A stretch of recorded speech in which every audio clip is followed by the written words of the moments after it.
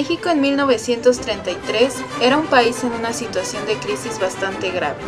No solamente el impacto de la depresión mundial era fuerte, con el derrumbe del valor de las exportaciones y el regreso de los braceros de Estados Unidos, sino que el régimen surgido de la revolución parecía haber perdido el rumbo. Durante el maximato, el grupo callista caía cada vez más en el descrédito y la corrupción.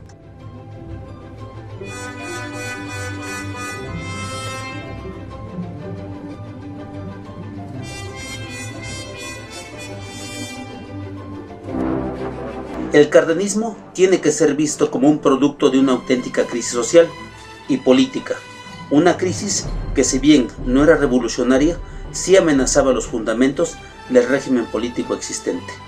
En 1933, el régimen de la Revolución Mexicana todavía no estaba plenamente establecido. Era aún bastante incompleta y no se podía descartar la posibilidad de una ruptura abierta que echara abajo todo el sistema. Esta crisis abrió el camino a nuevos sectores, grupos interesados en cambio de mayor alcance, reformas de real significado histórico y no meros paliativos.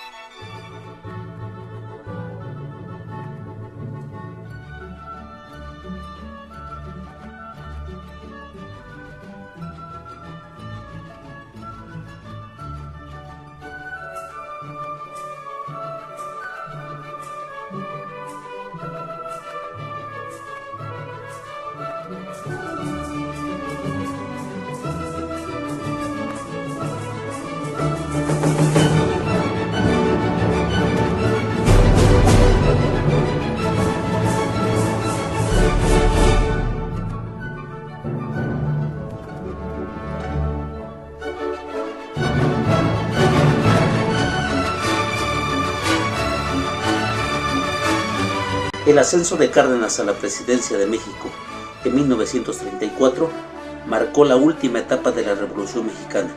Sus políticas de gobierno tuvieron tanta repercusión en el futuro del país que se les conoce con nombre propio, el cardenismo.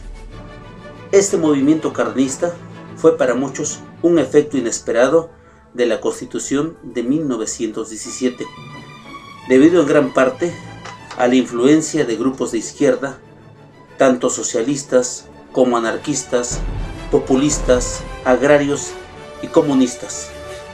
Esta influencia fue tan visible en los primeros programas cardenistas que el partido que gobernó el país por varias décadas se proyectó con mayor o menor énfasis sobre la coyuntura como poseedor de una ideología de origen socialista, aunque el partido de gobierno con el que Cárdenas fue electo, el Partido de la Revolución Mexicana, no era socialista.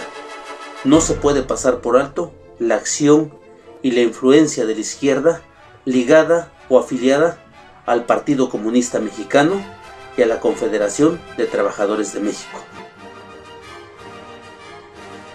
Estos sectores, agrupados en torno a Cárdenas, también tenían más íntimas conexiones con los movimientos populares de masas, los cuales así llegaron a tener una mayor influencia en el poder que en cualquier otro momento de los últimos 70 años. El radicalismo cardenista, en otras palabras, no se puede equiparar con los vaivenes sexenales de la política oficial que después se convirtieron en norma, como la inflexión a la izquierda de Ruiz Cortines a López Mateos o de Díaz Ordaz a Echeverría. Su significado es mayor y sus consecuencias tenían mayor trascendencia histórica. Esto vale tanto para la política educativa como para los demás ramos de la actividad gubernamental. Lázaro Cárdenas del Río fue presidente de México desde 1934 hasta 1940. Se destacó, entre otras acciones, de su gobierno por la reforma agraria y la creación de los ejidos, así como por la nacionalización de recursos minerales, en especial del petróleo. También consolidó las bases del Partido Nacional Revolucionario mediante la incorporación de las grandes centrales obreras, transformándolo en el Partido de la Revolución Mexicana, antecedente del Partido Revolucionario Institucional. Los primeros años de Cárdenas en el gobierno quedaron marcados por el enfrentamiento con Elías Calles, a quien finalmente obligó a abandonar el país en 1936, y quien se exilió en Estados Unidos.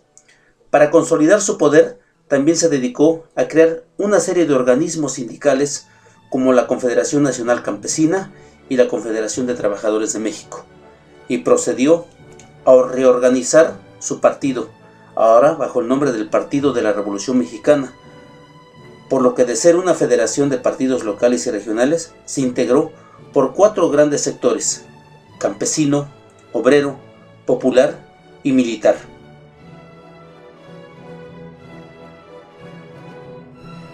Tanto la reforma agraria como la movilización campesina estaban unidas con la política educativa de tipo socialista. Esta política llevó al incremento del presupuesto destinado a la educación y a la construcción de más de 6,000 escuelas rurales. La reforma educativa, ya iniciada desde 1931 con el ministro de Educación, Narciso Bassols, el primer marxista en alcanzar el ministerio, Bassols dirigió una reforma agresiva, promoviendo la educación laica y un currículo colectivista. El sindicato de maestros promovió la socialización de toda la enseñanza primaria y secundaria.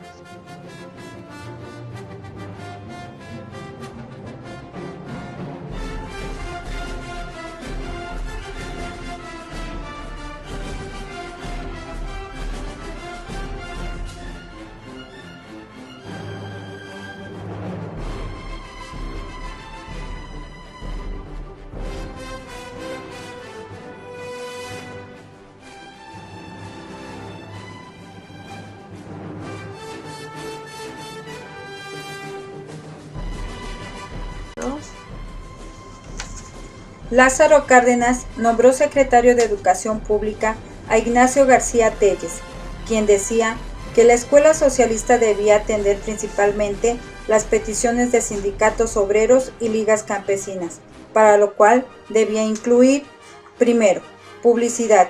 Se renovarían los textos escolares para que llegaran a manos de todos. Después, bibliotecas. Debían ser una prolongación de la escuela para sustraer al niño y al joven proletariado del influjo de los vicios. Y por último, psicopedagogía e higiene. Se llevaría a cabo un programa de divulgación sobre higiene por medio de policlínicas ambulantes y se fundarían centros de educación para anormales y retrasados. Se impulsó la educación socialista, educación popular, con atención preferentemente a los hijos de campesinos, indígenas y obreros.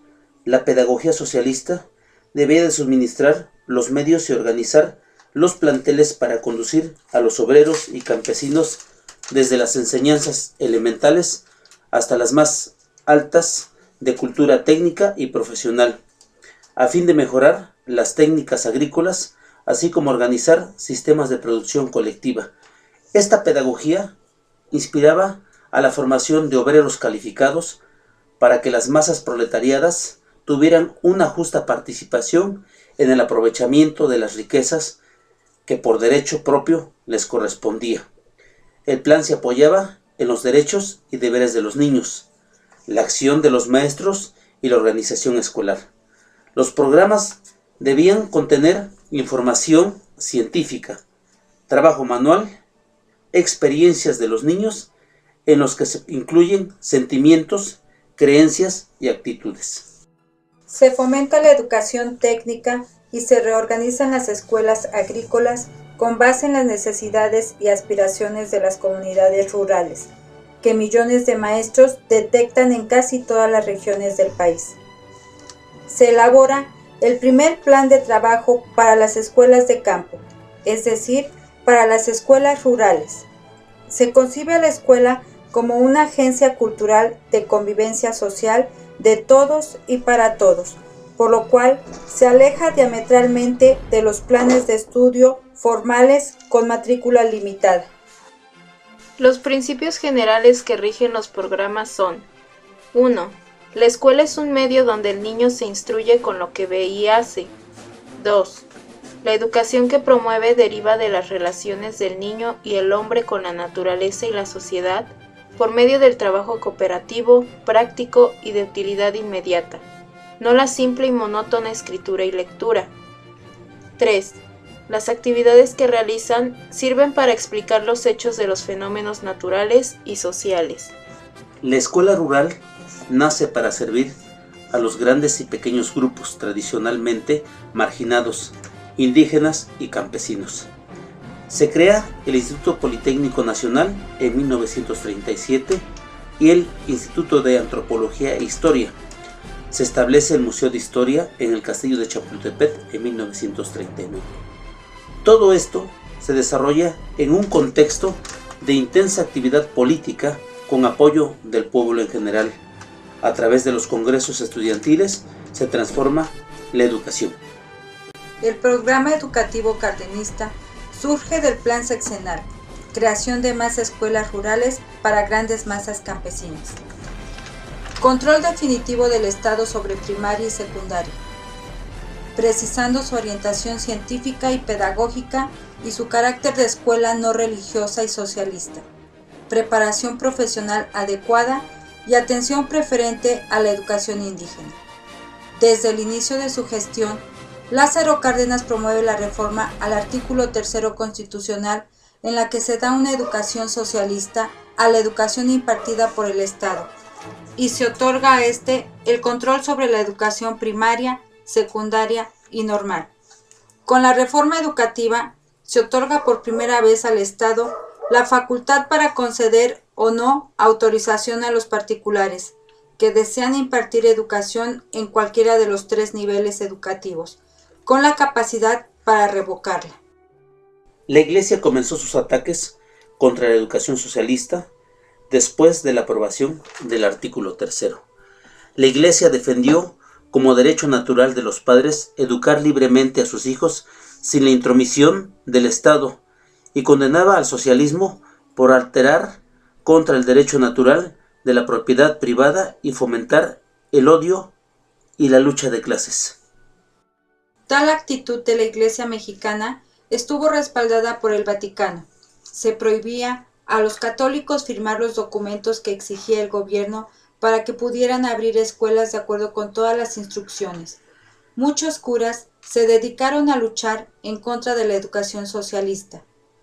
Muchos padres de familia prefirieron las multas o la cárcel a enviar a sus hijos a las escuelas oficiales, y Cárdenas tuvo que enviar un mensaje a los gobernadores pidiéndoles que procuraran persuadir a los padres de familia de que la reforma del artículo 3 había proscrito el laicismo por su falta de contenido ético y lo había sustituido por la educación socialista que representaba una tendencia altruista encaminada a afirmar los lazos de confraternidad entre los mexicanos.